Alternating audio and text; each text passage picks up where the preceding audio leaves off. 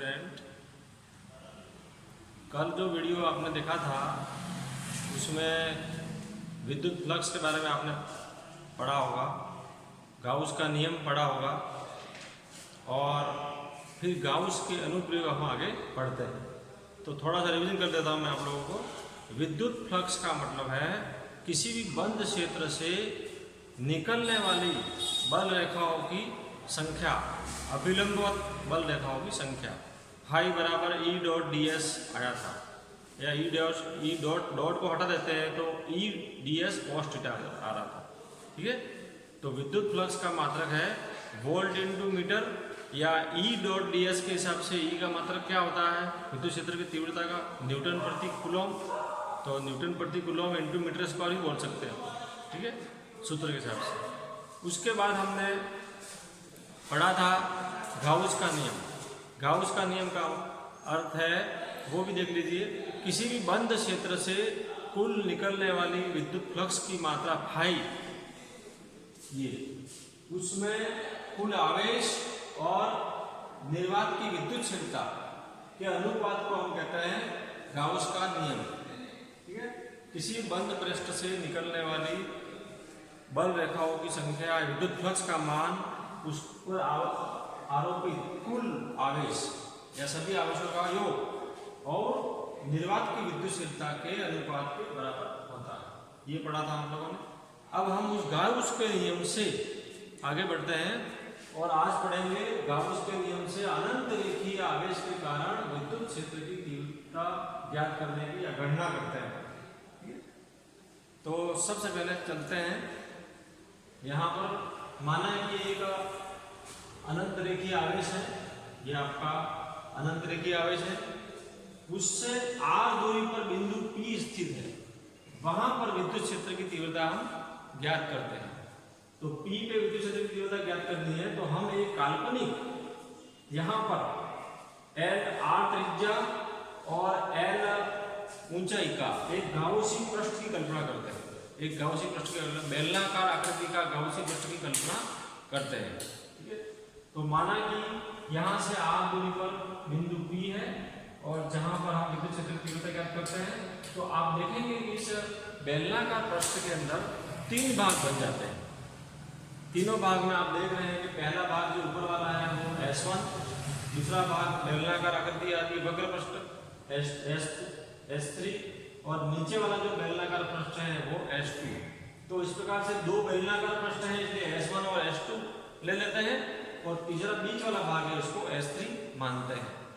तो हमारा जो फ्लक्स गाउस के नियम से जो सूत्र है वो है E डॉट डी एस। उसमें ये जो सूत्र है वो अब इसके इस पूरे भाग का अपने को क्षेत्र, इस पूरे गाउसी पृष्ठ से कितना फ्लक्स निकल रहा है उसकी गणना कर रहे हैं। तो उसमें तीन भाग होंगे, S1, S2, S3। तो इसको हम तीनों भागों में बांट देते हैं, S1, S2 और S3 के रूप में। अब यहाँ पर एक खास चीज समझनी चाहिए कि E डॉट डी एस का मतलब डॉट जब हटता है अदिश गुणनफल तो कॉस थीटा आ जाता है।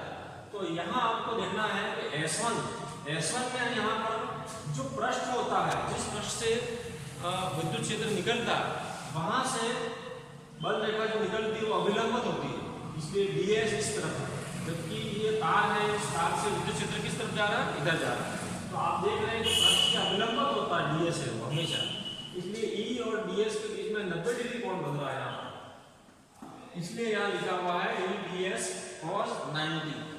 इसी प्रकार से E ds S3 S2 में भी आप देख रहे हैं, ये S2 यहाँ भी यही है कि पृष्ठ ऐसा है और तीव्रता इधर जा रही है, तो पृष्ठ की अभिलंबित होती है ds है वो हमेशा, इसलिए इन दोनों के बीच में भी कोण है वो 90 बन रहा है, तो cos 90 लिखा। उसके बाद है E ds cos 0। अब ये जो बीच वाला पोर्शन है जो वक्र पृष्ठ है बेलन का, वहां अपन देख रहे हैं कि तीव्रता इससे इधर जा रही है और पृष्ठ ये लेते हैं तो पृष्ठ से अभिलंबित होता है ds, इसलिए ds और ये E दोनों एक साथ जा रहे हैं। इसका मतलब दोनों के बीच में कोई कोण नहीं बन रहा है, ये कोण है 0, cos 0। तो अब इसमें तीन भाग जो बने हुए हैं उसमें S1, S2, S3, इसमें दो तो 90-90 होने के कारण से दोनों शून्य हो जाते हैं। क्योंकि cos 90 का मान 0 होता है, इस कारण से दोनों नष्ट हो गए, सिर्फ एक ही भाग बचा आपका ये वाला, ठीक है, क्योंकि यहाँ cos 0 का मान 1 होता है, इस कारण से ये ds ये बचा हुआ है। और ये यहाँ पर छोटी सी चीज और आपको समझना रहेगी कि यहाँ पर हम एक क्योंकि तार है इसलिए रेखीय आवेश भी होता है इसका, तो रेखीय आवेश का मतलब होता है आवेश बटे लंबाई। तीन प्रकार के घनत्व भी कल पढ़ाया था आपको, रेखीय आवेश घनत्व, पृष्ठीय आवेश घनत्व और आयतनिक आवेश घनत्व। तो रेखीय आवेश घनत्व में एक सूत्र आया था लैम्ब्डा बराबर आवेश बटे लंबाई। तो आवेश बराबर क्या हो जाएगा, लैम्ब्डा इंटू एल, तो ये आवेश बराबर लैम्ब्डा इंटू एल, ठीक है, ये आपको अलग से याद रखना है। यहां पर ये रेखीय आवेश घनत्व है। अब यहां चलते हैं वापस, यहां आप देख रहे हैं कि ईडीएस में ई बाहर आ जाता है, डीएस अंदर रहेगा। यहां पर देख लीजिए, क्योंकि ई तो कांस्टेंट है, ई को बाहर निकाल देते हैं, डीएस ही बचेगा। या यहां पर मैं लिख देता हूं ई डीएस बराबर लैम्ब्डा एल एप्सिलॉन 0। अब डीएस कैसा क्षेत्रफल है, क्षेत्रफल का मतलब ये डीएस है जो बीच वाला भाग है वो कैसा है, बेलन का वक्रपृष्ठ है। तो कुल क्षेत्रफल अवकलन, ये समाकलन का अर्थ क्या होता है, कुल क्षेत्रफल। तो डीएस का ये जो एस3 पार्ट है उसका कुल क्षेत्रफल क्या होगा, कुल क्षेत्रफल का मतलब होता है बेलन का वक्रपृष्ठ। तो बेलन के वक्रपृष्ठ का सूत्र अपन जानते ही है, लंबाई एल है, त्रिज्या r है, तो 2 पाई r l, अपन 10वीं क्लास में पढ़े हैं बेलन का वक्रपृष्ठ 2 पाई r l। इस प्रकार से इसका उत्तर हो जाएगा 2 पाई r l, ये रहा, ये है आपके e इंटू 2 पाई r l।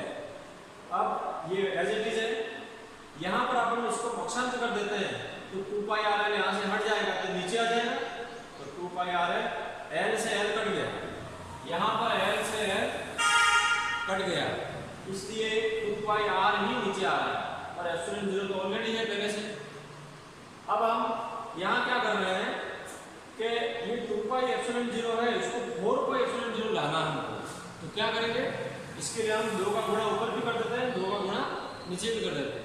तो इस प्रकार से 2 लैम्ब्डा हो गया और ये 4 पाई एप्सिलॉन 0 हो गया और ये वैसा ही है। तो यहाँ पर ये जो 4 पाई एप्सिलॉन 0 है वो k बन जाता है, क्योंकि k कांस्टेंट है और k का मान होता है 1/4 पाई एप्सिलॉन 0, इसलिए इस पूरे को कहते हैं k। तो ये तो k बन गया, तो 2k लैम्ब्डा बटे r। इस प्रकार से ये हमारा सूत्र बना, ये तीव्रता का सूत्र है।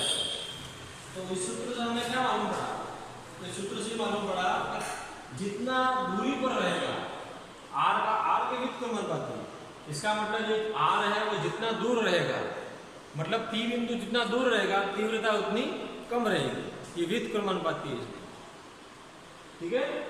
और अगर E और R में ग्राफ खींचते हैं तो विद्युत अनुपात के हिसाब से वो ग्राफ कैसा आएगा, इस प्रकार से आएगा। E और R में ग्राफ खींचते हैं तो इस प्रकार।